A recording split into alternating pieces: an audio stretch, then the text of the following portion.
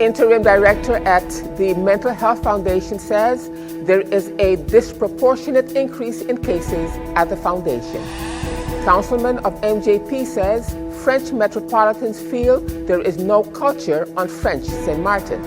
But first up, local utility company GEBE to cut personnel costs by 12.5%. Those are the headlines for today, Thursday, June the 4th, 2020.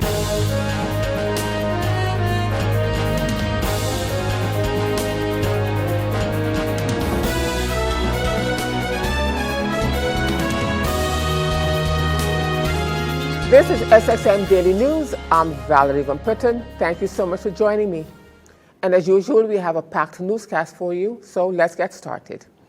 Management of GEBE says that the company will revise its personnel-related costs for the year 2020 by 12.5%. Chief Executive Officer Kenrick Chittick said that in an effort to minimize financial repercussions for employees, the company will be taking a look at the total personnel costs prior to reducing its employees' salaries, vacation allowances, and bonuses. In a notice to staff, Mr. Chittick, he said that the securing of the financing has been tied to certain criteria which directly include the government-owned companies. Mr. Chittick shared that during a meeting with the Council of Ministers on Thursday, May the 28th, to discuss some of the conditions of the agreement, the representatives of the government-owned companies had been asked to submit a proposal to reduce their personnel costs by 12.5% using the 2020 approved budget and a 6-month time period as the basis. In attempting to minimize the financial effect of the employees, the managing board looked at the total personnel cost prior to considering the reduction of salaries, vacation allowances, or bonuses.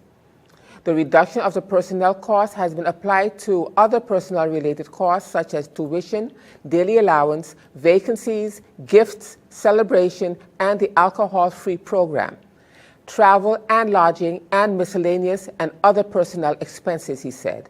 He also said that in translation, the budgeted personnel-related costs could no longer be used for the balance of this financial year.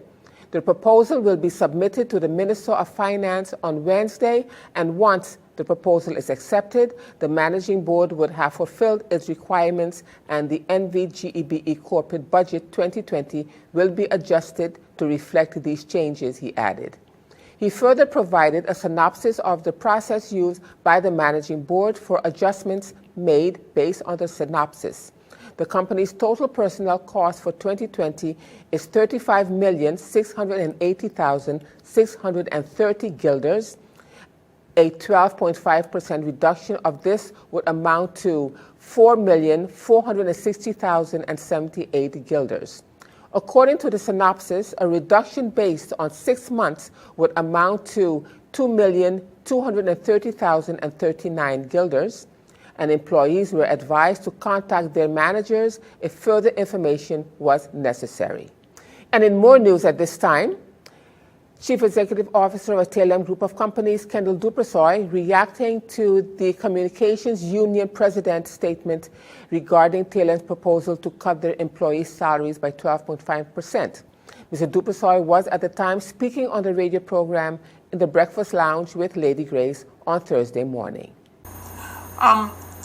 My problem with Mr. Avers is that if we're discussing TLM issues, let's be truthful and honest about it. How do you feel, though, that him being an employee of the company and at the same time the president representing the employees? I think it's incompatible from a personal aspect that you can't be a union. Like, if you want to be a union leader, let the union pay your salary. But you can't be working in a company and then you're also the representative of the company. Because maybe I might make a decision that negatively affects you as an employee. And now you're going to hold that in your heart. And when you get an opportunity now, and now as a union leader, you're going to use that now to try to say, oh, I'm not good for the job. I mean, he's never said it to me personally, but many people have told me that he goes all over the place telling people he's going to get me fired. You know, many people have told me. Now, I can't put my head on the block because he never told it to me to my face. You know, I've asked him because, you know, Grace, you know me, I go ask you what's going on. Right, exactly, Understand? yeah. So I asked him, and he said, no, he never said that. But government building, they have meetings with the prime minister. He goes on thing. He says, I'm afraid of a forensic audit, and I'm like, I'm not afraid of a forensic audit, but I don't want to pay for it. I'm already having problems paying my regular bills, and you want to shell out $1 million, $1.5 million for a forensic audit that is, in my opinion, unnecessary. The board of directors, they came and said we need to do audit because we do an audit every year. If you want to do a deeper audit, I have no problem, but let's pick an item. You want to say that something went wrong with the fiber to the home project? Audit that. We'll pay for that, as tell them, because I want to prove that nothing is wrong. Pick your subjects and we can do it. But if you do a forensic audit on the whole company, and maybe he doesn't understand what a forensic audit is, it brings a company to a screeching halt. Nothing can happen in the company because all of our resources have to then go into providing the documents to the people that are doing the audit. So my finance department is going to be busy, my commercial department is going to be busy, the technical department is going to be busy. Everything is going to come to a screeching halt. Is that what he wants? Is that what he wants, to bring the company to a screeching halt? Because that's what a forensic audit is going to do. It does make you feel a little uncomfortable, though, the fact that he's privy to a lot of inside information from the company.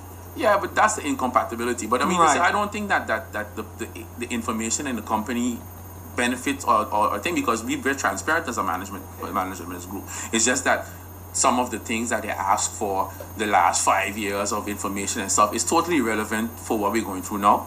And he has an underlying reason, of course, and I know what it is. I suspect what it is. I shouldn't say no. I know what it is. He wants to see and go like, oh, look at this project.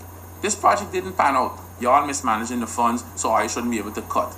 The union received a letter with a list of cost-cutting measures, which included measures that I have been trying to get them to the table to since 2017. Okay. So it included those. And then, of course, the 12.5% of the salary cut of the employees. My expectation was that they would look at those, look at the figures, and they would say, you know what, we don't agree with this, we don't agree with that, we don't agree with this, do that. But I was of the opinion, at least, that they knew that we have no choice. We have to cut 12.5% of personnel costs. Your hands are tied. Yes, we don't have a choice. So you have to come as a union and try to make that as less of an impact on the employees as you can. From my perspective as management, I'm going to send the whole kitchen sink at you. Everything in the kitchen sink. This is what we can cut, you know? And then you're going to come back and say, listen, if you cut all of these things, it comes up to, let's say, 14% instead of the 12.5%. Okay, you know what?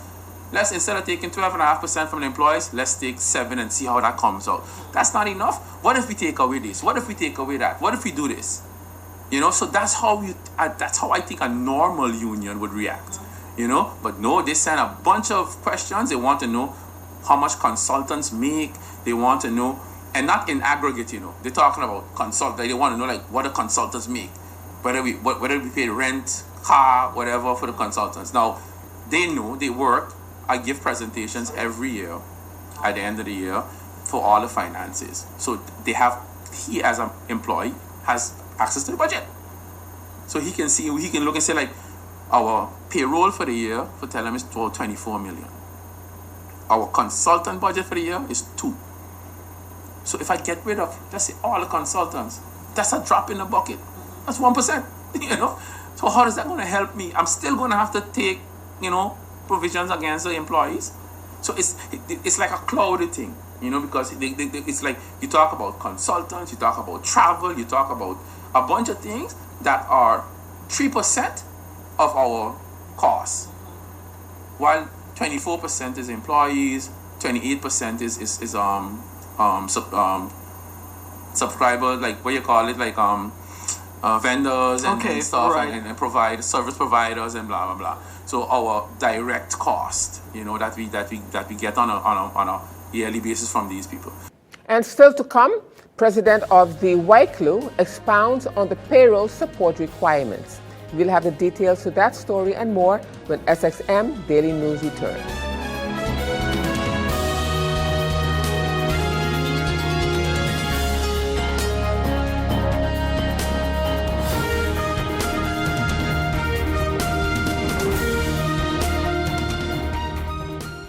GEBE has been faithfully serving the communities of St. Martin, powering your home and our economy. Come rain or shine, our qualified team of professionals are working hard 24 hours a day to provide you and your family with safe, reliable electricity and water. We use the latest technologies and test our products daily to maintain the highest international standards. Our friendly staff is always there to assist you, whether in person, over the phone, or online.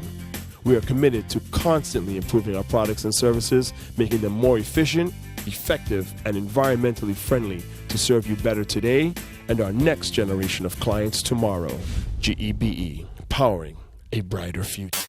Our friend Megawati is here with tips to save you energy. 1. Turn your airco temperature up. 2. Use a ceiling fan instead. 3. Buy energy-saving products. Save some green with NVGEBE.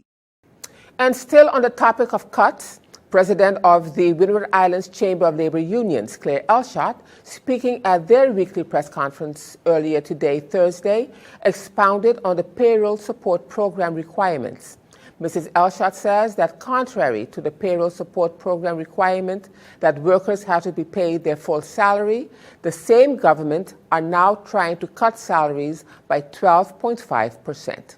Contrary to the payroll support program requirement that workers have to be paid their full salary, the same government that requires private sector to pay the workers their full salary, government as employer and government-owned companies are being forced to impose on civil servants and on workers in the government-owned companies a cut of 12.5% in the total personnel costs. Even though the narrative is that they do not want to touch the salaries of the workers, the secondary benefits are also part of the remuneration of the workers and employees. What is the reason for this and other cuts in the labor condition? According to State Secretary Knopp, in his advice to the Kingdom government, semi-public sector workers have to show solidarity with the workers outside the public sector. In other words, with the workers in the private sector, the unemployed and underemployed. We already questioned last week the parrot role of the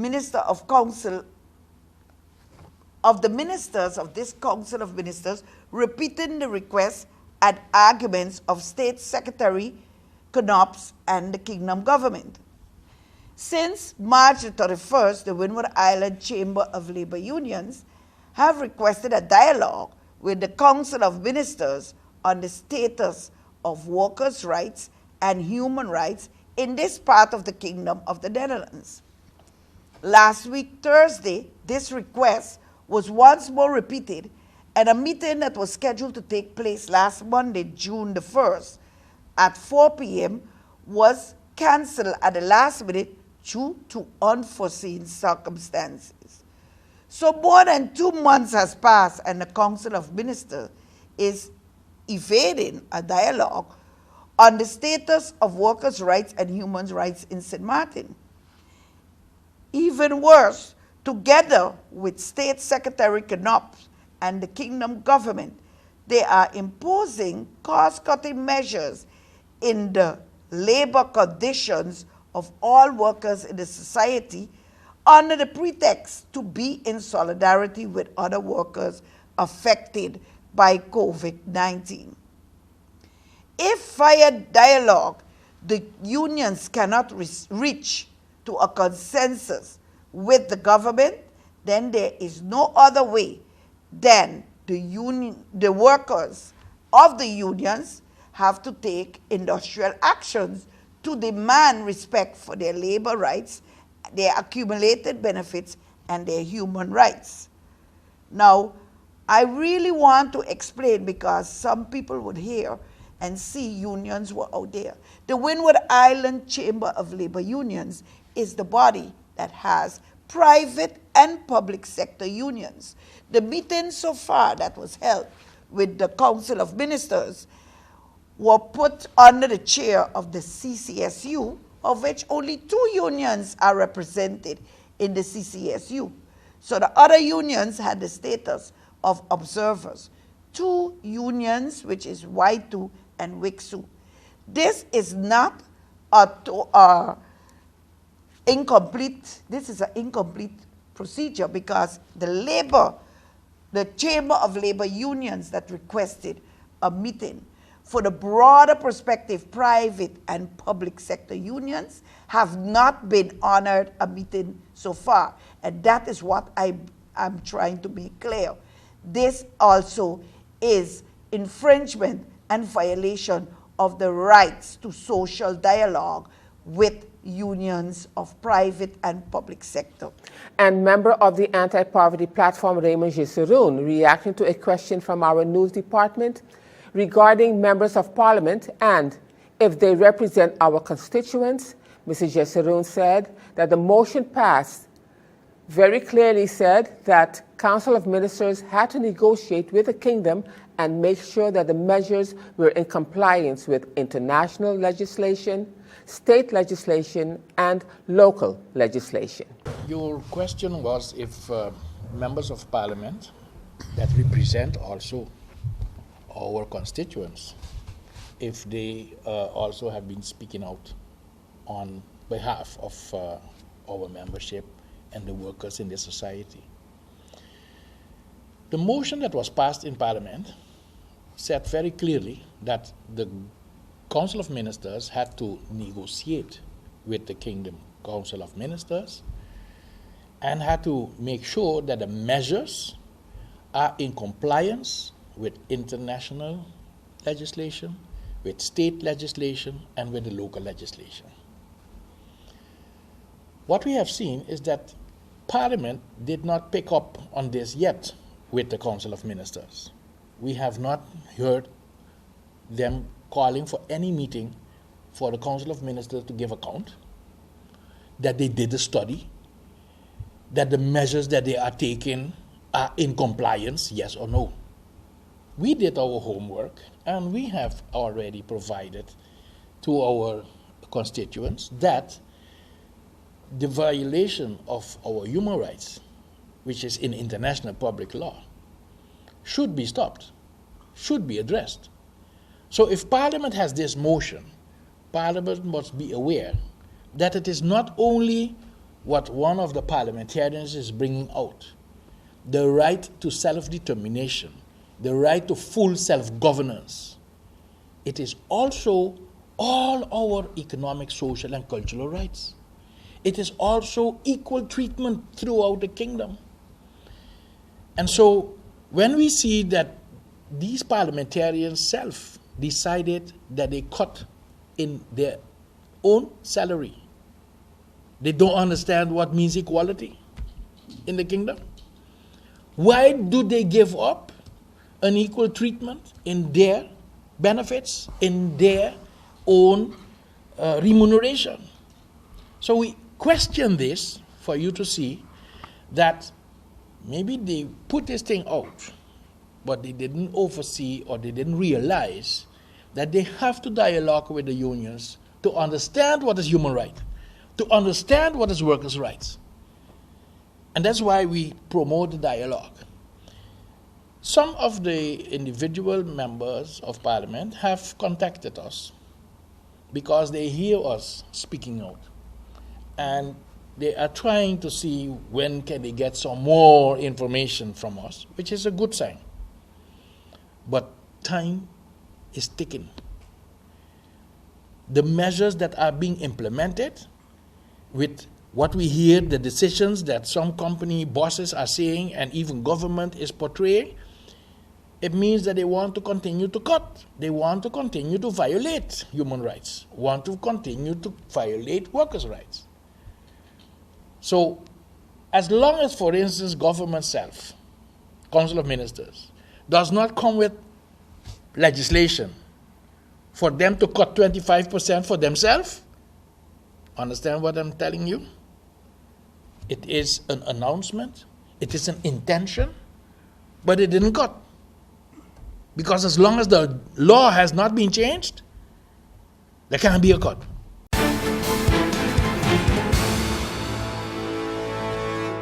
Now, turning to our weather forecast for Thursday, June the 4th, a tightening pressure gradient across the region will produce mostly moderate winds across the region. Shallow pockets of moisture due to a weak tropical wave will increase the chances for some shower activity tonight, after which fair weather conditions are expected to prevail once again. Slight to moderate seas are expected with waves peaking near 6 feet. The outlook through Saturday midday, fair to partly cloudy and breezy with a brief local shower possible. Now let's turn to your 3-day forecast.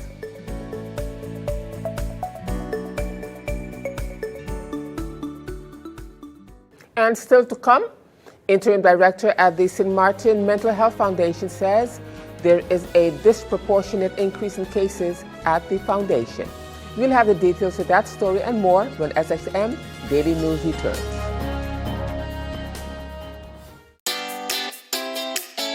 Make use of WIB mobile banking with easy access and direct usage of face recognition,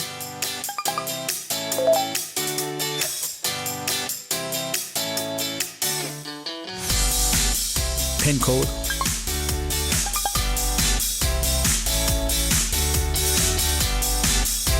or fingerprint. Download WIB mobile banking app and make your transaction from anywhere at any time. For more information, visit wib-bank.net/quick-login. The St. Martin Mental Health Foundation has been seen a spike in the number of persons calling the 311 hotline for help. The 311 support line was established to effectively assist residents seeking intervention due to the COVID-19 pandemic. Speaking to PGD2's news department, the interim director at the Mental Health Foundation, Eileen Healy, said that they have seen an increase in the crisis of mental health. The number of persons seeking assistance from the organization has increased disproportionately from 16 yearly at 2017 to around 500 to date. Over the years, we have seen an increase, and we are suspecting that it is also related to addiction as well as the situation after Hurricane Irma. That the sentiments of the Foundation's interim director. We have more and more crises, more than we can handle. We tally about 500 crises per year at this moment, which when we started mental health in 2007 was 15 a year. So that is a considerable increase. With COVID itself, we were able to start a 311 support line. That line has had about 200, 250 calls out of my head. But for sure, we have, of those calls, 100 have become patients of the foundation. They really needed care. So we're going to continue that for the coming months, that people can call in with whatever problem they have. But when they call, the majority of the calls are serious problems. I can't say yet that they're all caused by COVID, but I do think COVID is enhancing whatever problem the person already had, for sure. Now, based on the spec as is, you just made mention, Ms. Healy, how do you, as the Mental Health Foundation, intend to deal with the situation? Do I take it that you're well equipped to do so now? Well, we are. We have sort of reorganized our care the way we were working after so many years. About a year ago, we had employed 2 nurses in the clinic, so we could help the patients at a faster pace than with 1. We finally, in December 2019, managed to employ a full-time psychiatrist. In February this year, we managed a second full-time psychiatrist, and we have 1 on a 20-hour support contract. Then we have 4 psychologists, and we have 4 nurses that go out into the community, and they also primarily deal with the crises and do the assessments, and then they call the psychiatrist. We have started in the clinic, in the outpatient department, a triage system, whereby the nurses can immediately see if a person urgently needs help, can wait a week, can wait 2 weeks, and then we prioritize the care in that way so that people also know. During COVID, we have done a lot via the telephone. We have done a lot of consultations, everything, phones, WhatsApp, Zoom, or whatever media is available to the patients out there.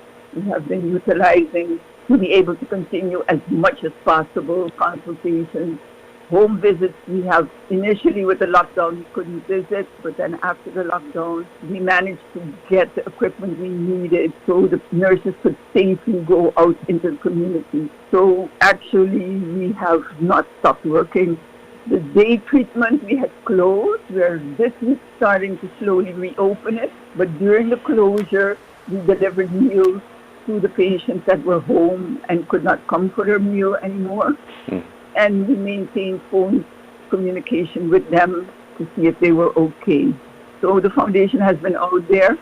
I think we are going to be able to deal with an influx. We're working on it. Yeah, with the system we have in place now, we hope that we can help the people to the best of our ability and they do not have to wait too long for the urgently needed care. And still to come, Councilman of MJP says French metropolitans feel that there is no culture on French St. Martin. I'll have the details to that story when SXM Daily News returns.